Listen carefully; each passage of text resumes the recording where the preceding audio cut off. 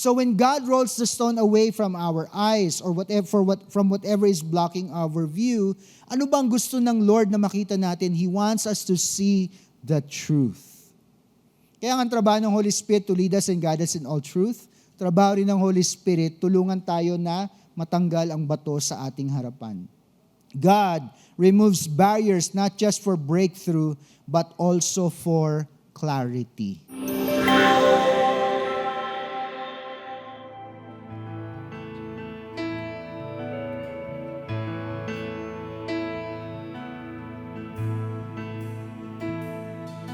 Do you feel the world is broken? We do. Do you feel the shadows deepen? We do. But do you know that all the dark won't stop the light from getting through? We do. Do you wish that you could see it all made new? We do.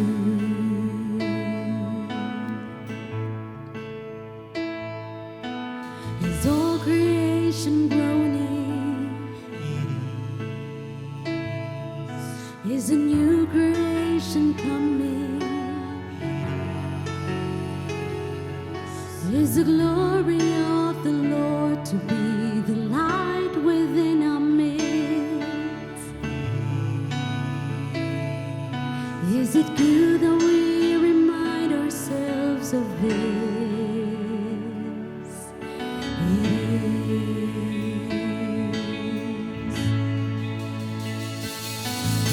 Is anyone worthy? Is anyone whole? Is anyone able to break the seal and open the scroll? The Lion of Judah, who conquered the grave. He is David's root and the Lamb who died to ransom the slave. Is he worthy? Is he worthy of all blessing and honor and glory? Is he worthy of this?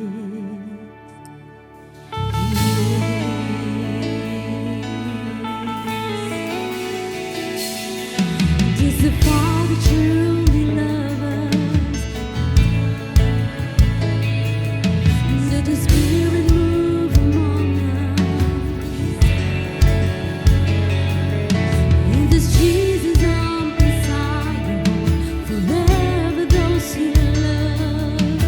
He does.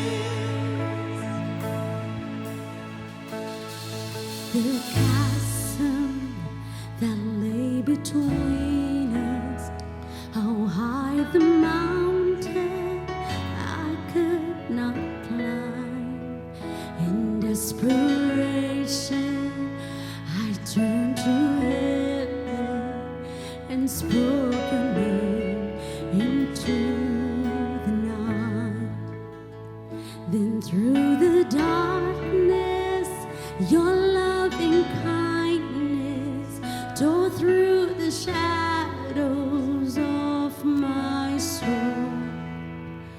The work is finished, the end is written.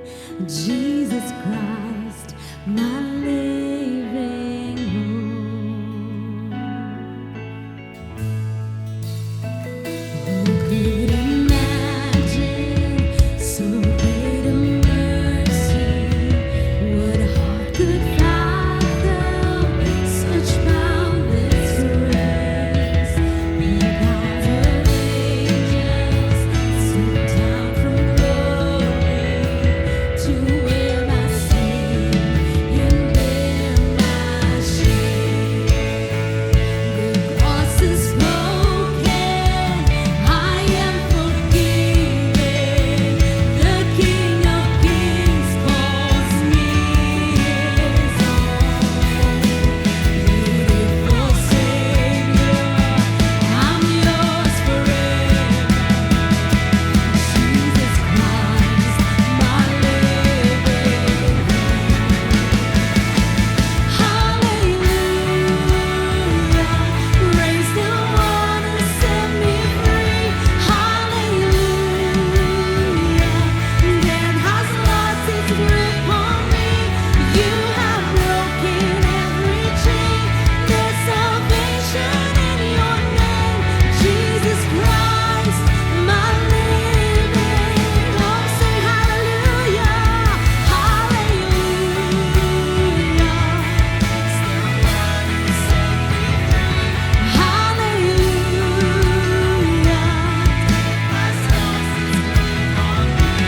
You have broken every chain. There's salvation in your name, Jesus Christ, my living. We sing hallelujah, hallelujah.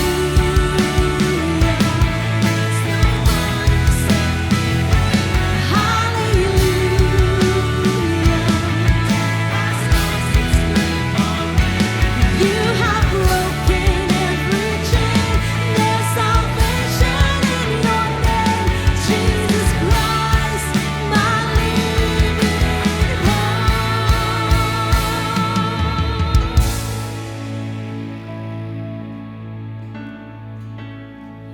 Then came the morning that sealed the promise. Yes, yes, church.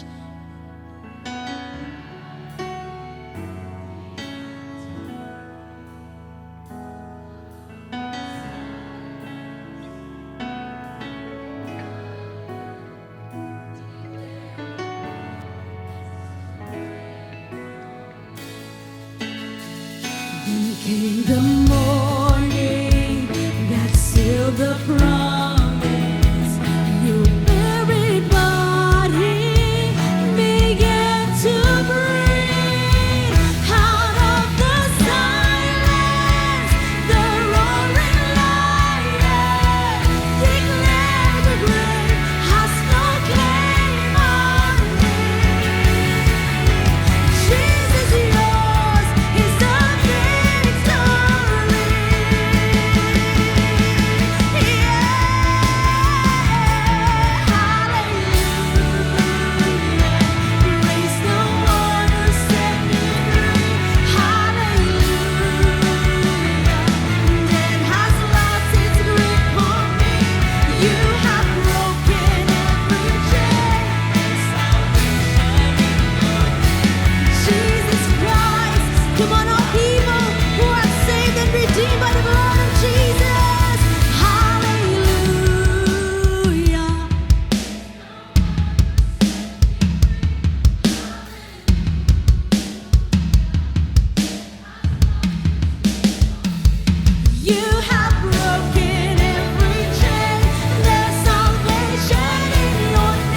Jesus Christ, my living hope. Hallelujah.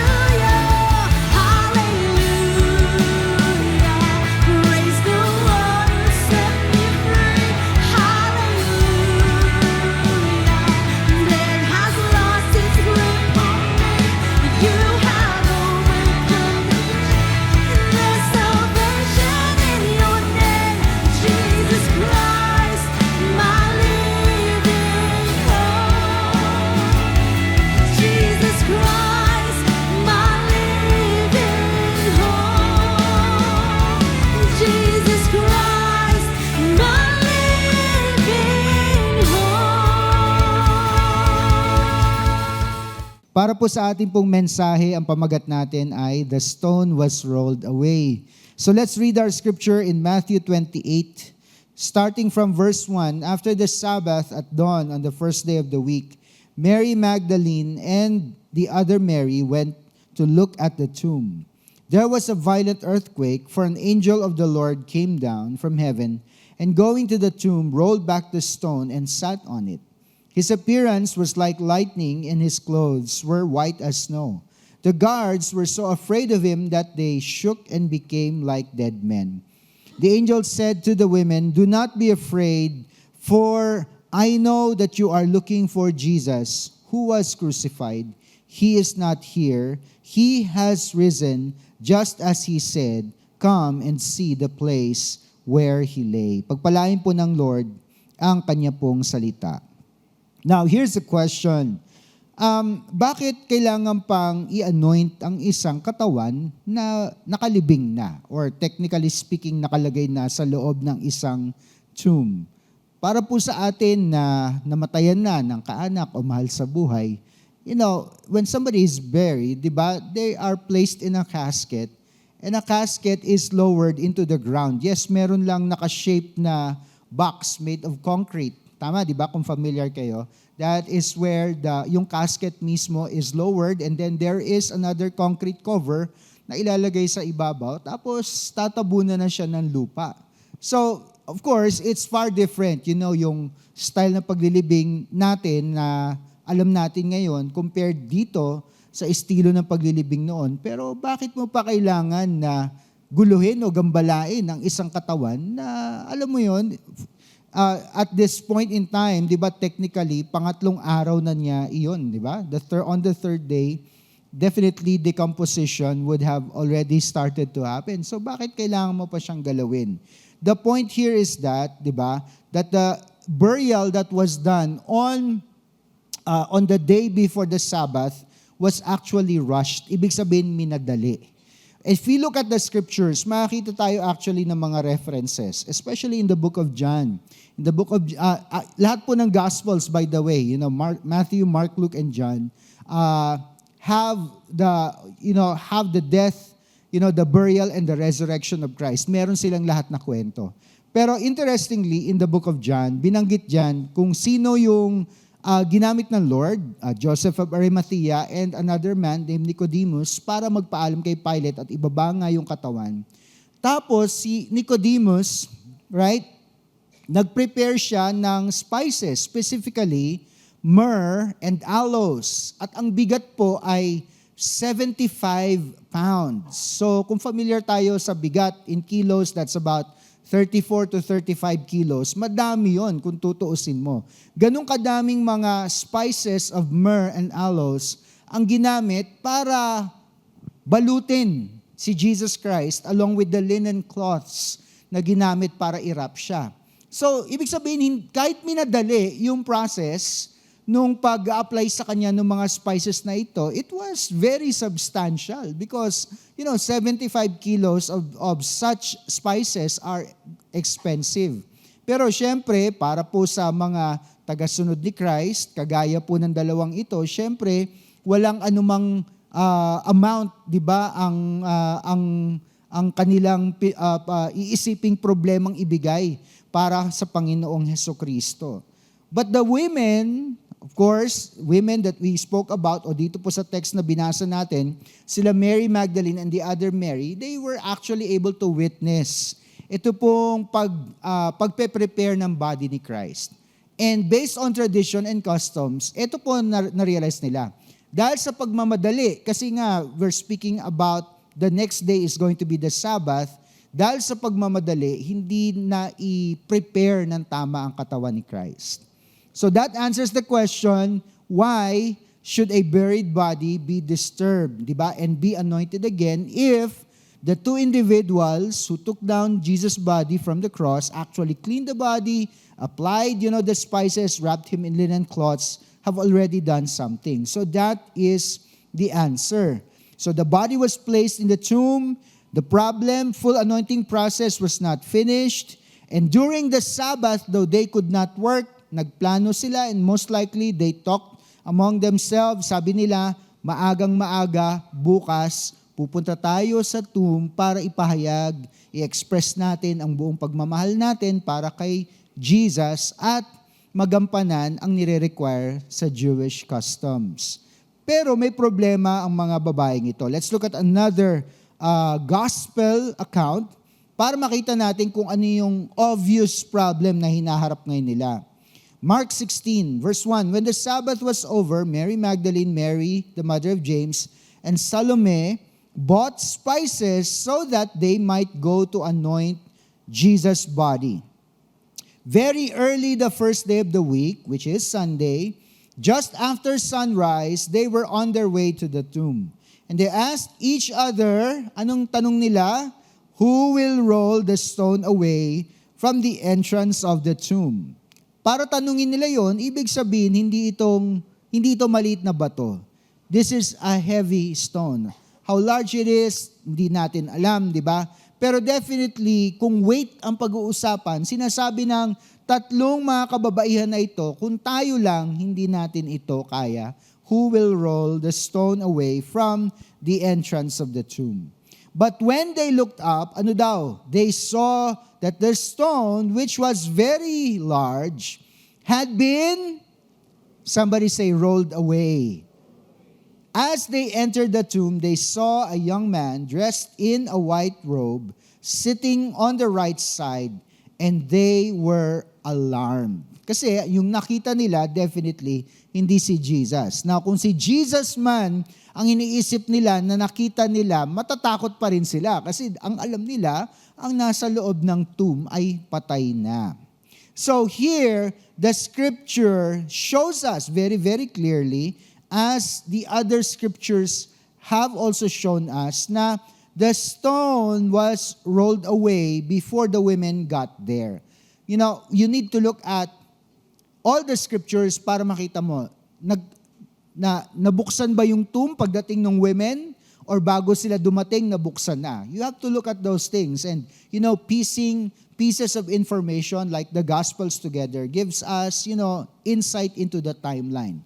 So again, bago pa man sila dumating, rolled away na yung stone. So, hindi na natin kailangang problemahin yan, maniwala na tayo at manampalataya na yun po yung pagkakasunod-sunod ng mga pangyayari. So, tignan natin at pag-usapan natin itong bato, the stone which was rolled away. Ano ba yung purpose nun? Una, this stone was placed to secure the tomb. If you place a dead body inside of a tomb at hindi mo ito sinecure, ano sa palagay mo ang mangyayari? Yung amoy, lalabas, right?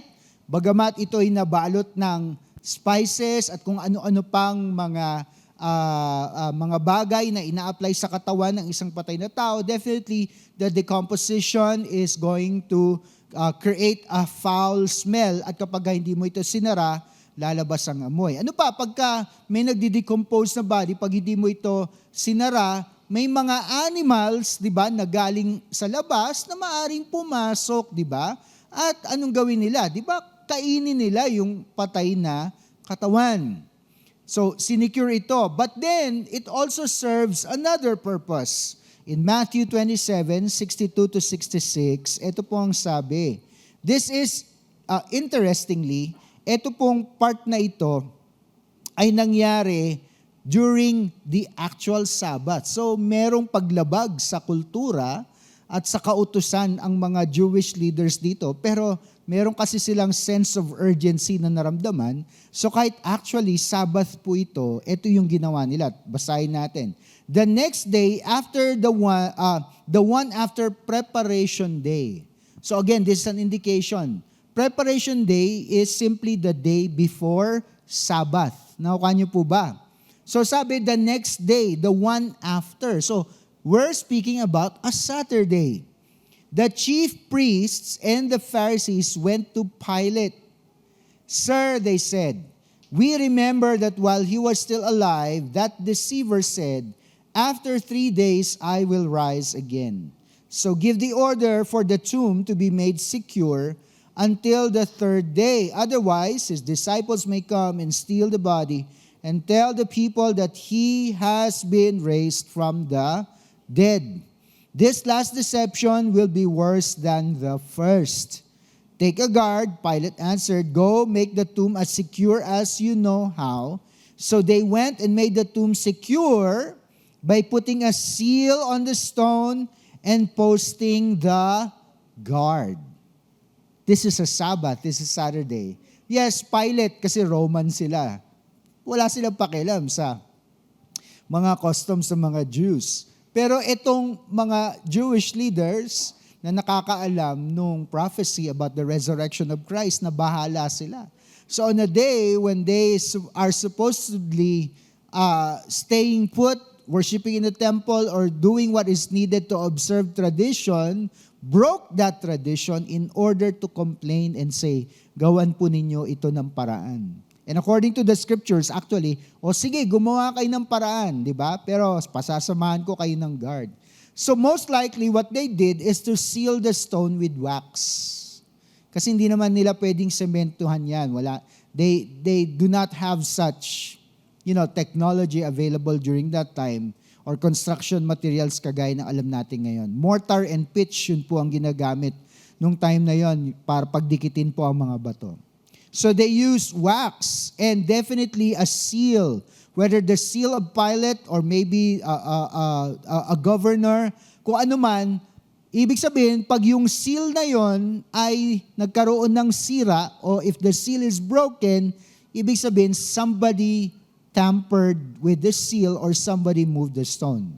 Familiar naman tayo, di ba, sa ganun, kapag nilalagyan ng wax, di ba, and you have to break that seal in order to open, for example, an envelope. So ito po ang nangyari, tapos meron pang guard. So talagang secure na secure siya. So the tomb was secured. There is a huge stone, yun pa lang, di ba, talagang harang na, or security na pagdating dun sa tomb. There is a Roman seal, ibig sabihin kung sino mang simbolo yun, di ba? Naka-imprint siya doon sa wax, and also there are guards watching. Bakit? Because the Pharisees wanted to keep Jesus inside of the tomb no matter what. Kahit anong mangyari, hindi siya dapat makalabas dyan. Kahit patay na siya, kung ilalabas siya ng kanyang mga disciples, malaking problema yon para sa atin.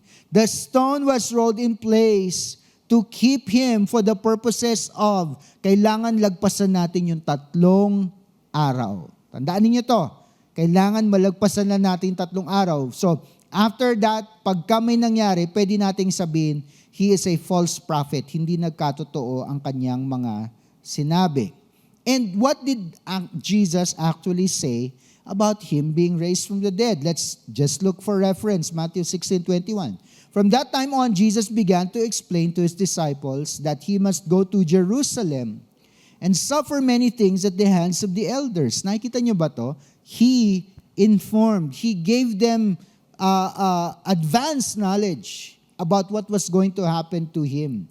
The chief priests and the teachers of the law, and that he must be killed and on the 3rd day be raised to life. So again, malinaw, the Pharisees, the religious leaders, they got hold of this information and they got scared.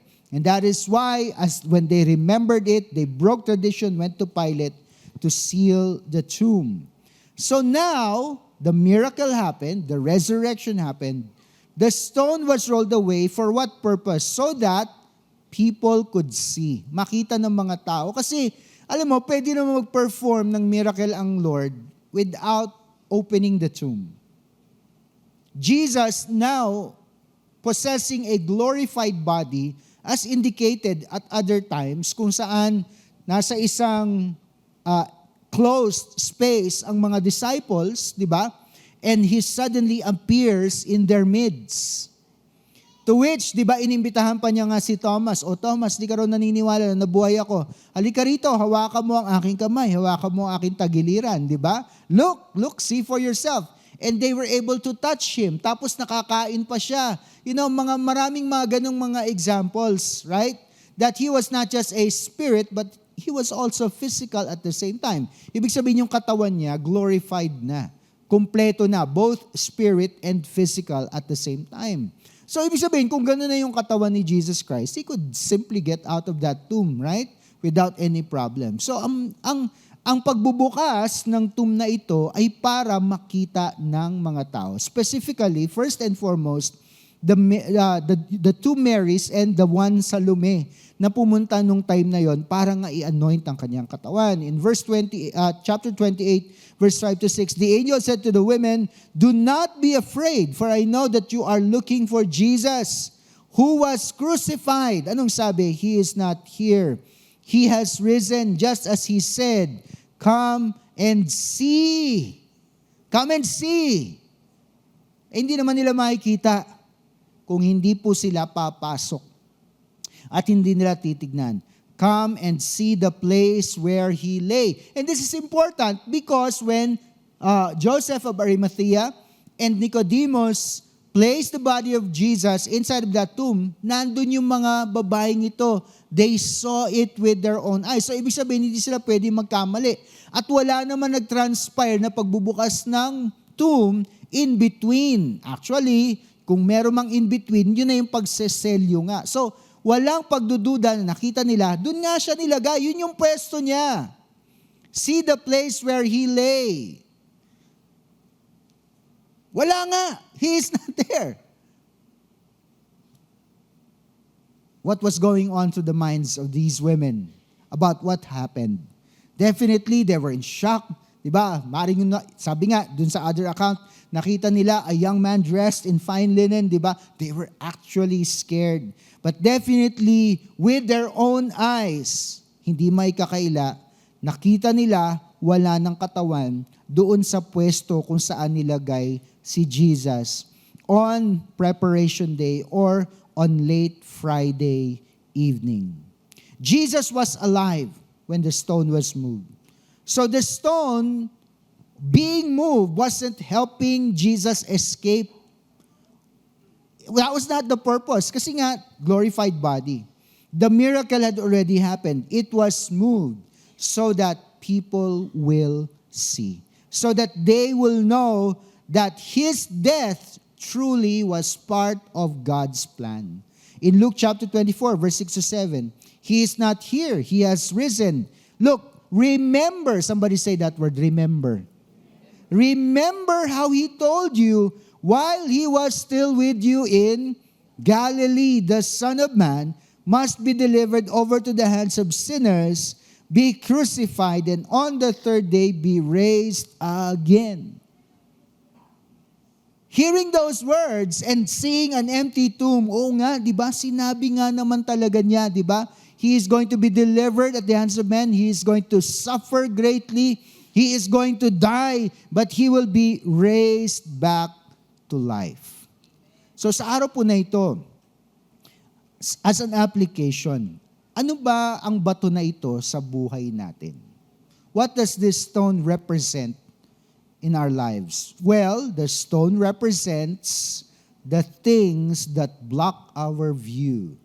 Kaya hindi natin nakikita si Lord, hindi natin nakikita ang pagkilos niya, hindi natin nakikita ang kapangyarihan niya, kahit na kumikilos si Lord, hindi obvious sa atin because something is blocking our view. So the question today is, what is blocking our view from seeing the things that God is doing around us? So when God rolls the stone away from our eyes or from whatever is blocking our view, ano bang gusto ng Lord na makita natin? He wants us to see the truth. Kaya ang trabaho ng Holy Spirit to lead us and guide us in all truth. Trabaho rin ng Holy Spirit, tulungan tayo na matanggal ang bato sa ating harapan. God removes barriers not just for breakthrough, but also for clarity. Sabi mo sa katabi mo, naintindihan mo na ba? Sa isa mong katabi, sabi mo sa kanya, naintindihan mo na ba talaga? Do you really know? Do you really understand? Kasi kung hindi pa kapatid, ibig sabihin, something is blocking our view. And what is the open tomb saying? It is saying, look again. Because the first time you looked at the tomb, there was a stone. But right now, look again. See, it is open.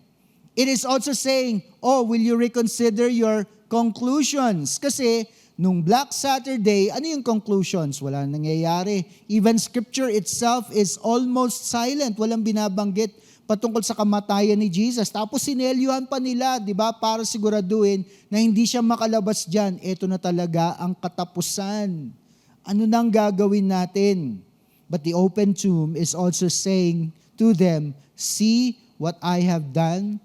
I have accomplished the will of the Father. Di ba't sinabi ko sa inyo yan? Simula nung tinawag ko kayo, come, I will make you fishers of men. I started to prepare your hearts. Challenge ko kayo. When I ask you, di ba, you have to eat my flesh and drink my blood. Anong sabi nyo? You have the words of life. Di ba?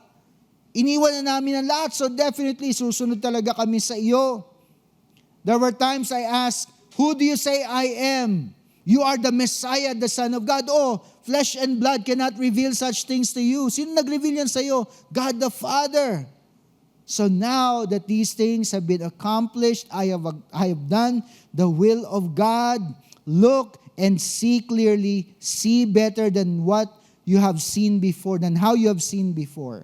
Sometimes we ask God, why haven't you changed my situation? Bakit di pa rin nagbabago? Bakit wala pa rin nangyayari? But maybe the better question is, God, is something blocking my view? Kaya't hindi ko nakikita ang iyong kamay na kumikilos. Because once the stone is removed, everything will look different.